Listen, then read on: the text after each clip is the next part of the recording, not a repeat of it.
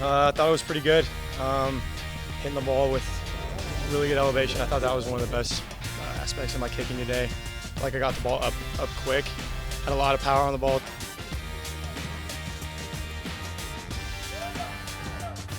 I think it went really well. It's kind of the end of a long process here, so it feels good to be done.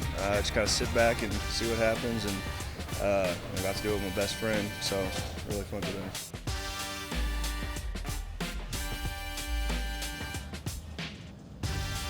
Oh, definitely them fans. For sure, them fans. I'm forever gonna love Fayetteville, forever gonna love the Hogs, forever gonna love all the coaching staff. They did everything for me. They motivated me, so I love everybody.